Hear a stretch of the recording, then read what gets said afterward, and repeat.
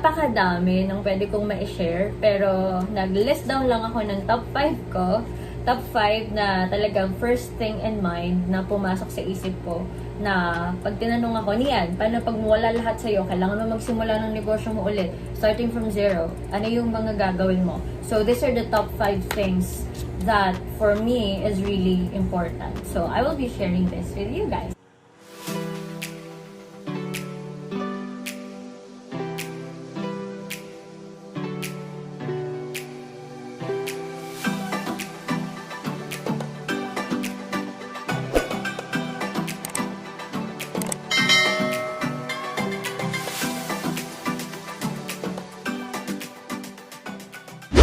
Hey everyone, it's Nian here again and welcome back to my YouTube channel.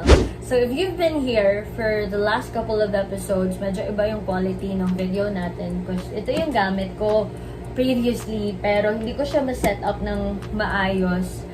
And I figure the show must go on and gamitin ko na lang yung mobile phone ko. Ganun din naman. Basta yun na yung pag-uusapan natin. So, ayun. This week, very interesting yung pag-uusapan natin kasi we will be talking about a question that I often get asked. It is the question, ano yung mga bagay na gagawin ko if I were to start from zero?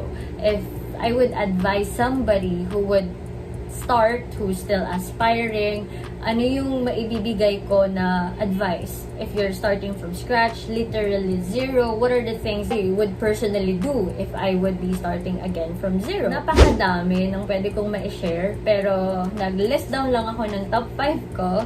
Top 5 na talagang first thing in mind na pumasok sa isip ko na pag tinanong ako, Nian, paano pag wala lahat sa'yo, kailangan mo magsimula ng negosyo mo ulit, starting from zero, ano yung mga gagawin mo? So these are the top 5 things that for me is really important. So I will be sharing this with you guys. So before we dive deeper, before we go to that, if you're new here, hello, I am Nian and I am an 8-figure entrepreneur and I am a freelancer who is in this space basically to just show up here to share more about entrepreneurship, about business, about adulting, and everything else that is in between, lifestyle, ganyan. I am 24 and I believe I could be your ate who would be there to validate the things that you would want to do moving forward. So, yeah, ayun, yun lang ako. So, if you're an aspiring freelancer and you want to be part of a community, I have a community called Freelancers Helping Freelancers. And feel free to join kasi doon may mga matututunan kayo about freelancing if you wanted to try it out too. And then, you could also follow me on Instagram at It's Nian. And doon naman nagpo-post ako na, of course, personal stuff and some motivation for entrepreneurship and everything else that is in between. Again, start na tayo sa pagchichikahan tungkol dito sa 5 bagay na gagawin ko if I were to start again. And obviously, these are the things also that you might want to consider if you were starting out on the middle of your journey and you want to shake things up a little bit and you want to see progress a little bit more. So, ang number 1 ko is know my limiting beliefs and crush them. So, ano ibig sabihin nito? Kasi, nung nagsisimula ako, I spent so much time worrying about the things that are non-existent. So, ano yun? So, nung nagsastart ako sa freelancing, ang worry ko is, ang dami namang ibang mas magaling na designer dyan, ang dami namang ibang graphic designer dyan, bakit nila ako i-hire? Ang gusto ko, magkameron ako ng stable na business, and I was thinking, baka mali talaga itong pinasok ko, baka I was being too ambitious, baka wala namang mag-hire sa akin, etc., etc. And, those are just few of the things that I've been worrying about when I was starting out. And if you're just like me, nung nagsisimula, I suggest you list this down. Kung nagli-list tayo ng mga pangarap natin, ng mga goals natin, also list the things and acknowledge yung mga limiting beliefs natin na meron tayong parang itinakda sa sarili natin, ng mga lies naman. Pero we think that these are all real because nakakatakot. And we tend to believe these things because we just cannot believe it otherwise. So, what I would suggest is to again write these limiting beliefs down, and opposite that, so dito lagay mo yung limiting beliefs mo, ilagay mo na walang mag-hire sa akin kasi ang dami ng brand designer, ang dami ng ads expert, ang dami ng funnel expert, ang dami mas magaling sa akin na designer. And then, huwag kayo titigil doon. Yung gawin nyo, yung kabilang part, ilagay nyo doon kung bakit hindi yun totoo. Kasi most of the time, those things that you write on the other side is not true. And yung totoo is pag na-crash mo na sila, you crash those limiting beliefs because those limiting beliefs are simply non-existent. Tayo lang yung naglalagay doon, again, because we are afraid. For the first time in our lives, if you're afraid, dito lang sa moment na to, try not to be. Ang goal lang natin dito is to give ourselves reason kung bakit worthy yung plans natin and kung bakit hindi totoo yung mga limiting beliefs natin. So, all it takes is just to write it down and then crash them. So, that's the number one thing. Number two is to relax and focus on getting your first 2 clients. Back then, I remember I was too stressed to the idea na hindi ako maging grateful nung moment na yun na mayroon akong isang client ngayong buwan, may 2 client ako ngayong buwan, because I was too preoccupied with the feeling na, hala, paano next year? Paano pag wala ng client next year? Paano next month? Paano pag wala ng client? Etc. etc. I was just too caught up in that situation na hindi pa naman nangyayari, na hindi pa naman nag-exist. So, once I realized na I don't have to worry about the future just yet, and what I have to do is just deal with the things that I have right now and do good with the things that I have right now. So my tip for you guys is to just relax, take it all in, and tell yourself it's okay, everything will be okay. It's cliche, but I'm telling you, it just does. Everything will be okay. And looking back, kung na-realize ko agad na hindi ko kailangan mag-worry sa mga susunod na buwan, sa mga susunod na taon, looking back, it would do me so much goodness. And ang daming magdo-domino effect na magagandang bagay kung noong una pa lang na-realize ko na hindi ko kailangan mag-alala moving forward. All I have to do is to relax and focus on landing my first 2 clients, and then after that, just deliver results, do well, be dedicated on your work, and rest assured everything will be fine. And moving forward, may dadating at may dadating at may dadating at may dadating, just as long as we are intentional about it. So the main thing about here is just to relax. Yun lang. Just relax and enjoy the process. Land your first 2 clients and everything will fall into place. You may not understand it right now, but once you're here and once you're in the process, you will understand and you will realize kung gaano katotoo yung mga sinasabi ko ngayon. Promise. So while I'm here, konting segue lang, just to let you guys know that the Multimillion Freelancing Tips is open for enrollment right now. That's basically a podcast plus workbook. If you want to learn more about landing your first 2 clients or actually getting premium or high ticket clients that would definitely really make you happy, hindi ka stress, less hours, etc., etc., and how to really talk to these clients, how to close them, what to say during the call, and ano yung mga services na pwede mo i-offer, and even down to the specifics, like yung mga specific na mga industries na pwede mong offeran, yung mga services na pwede mo ibigay sa kanila, and curating your main offer na talagang match dun sa market mo or dream market mo. Basta everything about clients, I compiled it all sa isang mahiwagang podcast, and that's called the Multimillion Freelancing Tips Volume 2. And that's only for 997 pesos. So again, that's podcast plus workbook na super actionable, and you can really begin with your journey, and you wouldn't have to worry about getting premium or high ticket clients anymore, just because you know how to get them, you know how to deal with them. Basta you will figure it out doon. Again, All of that inclusive, flash ka din dito, everything for 997 pesos only. So, ayun, tapos na tayo sa plug. Let's go to number 3. So, yung number 3 natin is to create what I want to create. So, if I were to start all over again, I would definitely just create the things that I want to create. Kasi when I was starting out, I was full of fear. And looking back, kung hindi pala ganun, kung I just really did put out the things that I want to put out there, then siguro it would have been so easier and it would have been so light for me kasi it feels me. But still, I am glad kasi recently I have been doing that. I have been showing up here. I have been being myself because I'm really passionate about talking, about helping, about giving whatever advice there is, and just sharing the things that I am really passionate about with the hopes that you can also do that or life or with your career. I am an ENFJ, so if you know, you know. If looking back, sana na-realize ko to agad.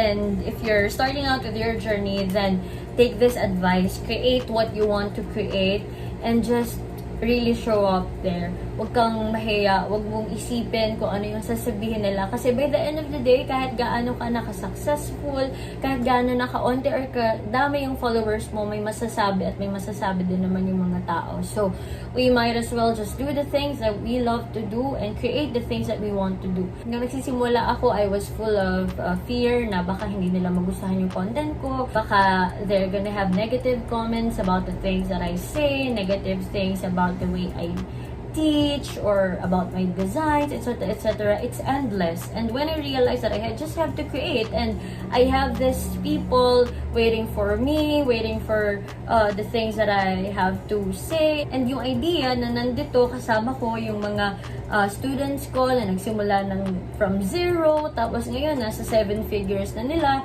Yung iba nagpapagawa na ng bahay, nakakabili na ng sasakyan, naiilibre na yung pamilya nila, etc., etc. But anyway, I'm glad that I'm here, and if you're starting out, do not be afraid and do not believe the things that people tell you sa outside world kasi they're gonna have so much to say. But my tip here for you is just you do you. What feels natural to you, you do that.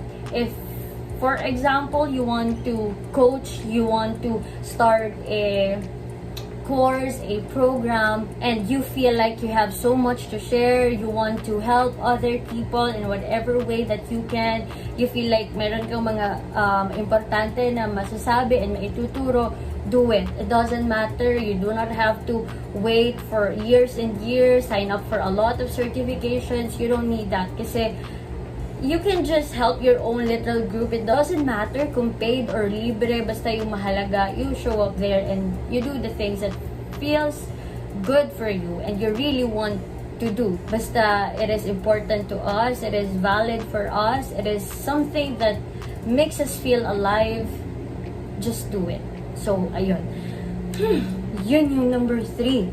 And that's just so relieving for me to say because I want to get it out there that you do not have to be anybody to do something. Kung sino ka ngayon, you're valid and you can do it is whatever that you want kung sino mang version ka ngayon. Of course, we are all open for improvements. We should always learn and learn and learn and improve and improve and improve. But nevertheless, whoever you are right now, in whatever space or arena you are in right now, you can start creating. So, number 3. So, number 4 is observe questions and give answers. So, if I were to reset everything, I would simply just observe more questions, observe more of the problems around me, observe the people around me, kung ano yung mga usual problems nila, ano yung mga usual tanong nila, and answer that. Kung meron akong sagot doon, answer that. It doesn't have to be necessarily na re-replyan mo siya. Doesn't have to be necessarily na it doesn't have to be something that you talk to her every day. Kung may makita ka, ganyan-ganyan. The thing here, the thing that I'm talking about here is you just observe these questions and you give answers and you publish it. So all we have to be doing is to observe people around us and to give solutions to their concerns, to their problems, because ultimately we can always do something. We can always give something for free. We can always do something and be there for them to help in any way possible. Baka ngayon you're questioning me and you're questioning the entire context of what I'm saying. Kasi paano naman yun nakatulong sa growth ng isang freelancer or ng isang entrepreneur? Hindi ko na siya sasagutin ngayon, pero you just do it. I want you to be curious and makikita nyo yung effect niya. Be curious with this thing that I said and you will see kung bakit ko kasama sa top 5 to. So just see it for yourself and believe me, it's so worth it. Again, that's observe your environment, observe their problems, observe their questions, and be somebody who can help. Kahit gano'ng kaliit, kahit gano'ng kalaki, just be there. So now we're down to the last one, and the number 5 is plan. Plan, plan, plan. Never endless planning. So if you've been here for a while, I think it's not new for you to hear me talking about the importance of planning and having the ultimate plan with your life or with your career, or even just a plan for the day or plan for the week. It's so important for you to have a plan. If I were to start all over again, one thing na hindi mawawala dyan is yung pagpaplano, because we won't be getting anywhere if we do not have an idea kung saan natin gusto pong pumunta. I mean, for me, 50%, you're already halfway there if you know where you want to go. And if you do not know, you're at 0%. Imagine the distance na malalakbay mo dun pa lang sa idea na alam mo na kung saan mo gusto pumunta. And that is planning. So the other 50%, that's the work that you do, the hustle that you do, the persistence that you do, yung pagbangon mo every time na na-reject ka, nasisin ka ng mga prospect lines, etc., etc. That's the remaining 50%. We do it, we deal with it. That's ultimately hard work. But the initial 50%, and yun yung una nating kailangan matahak or magawa, it's planning.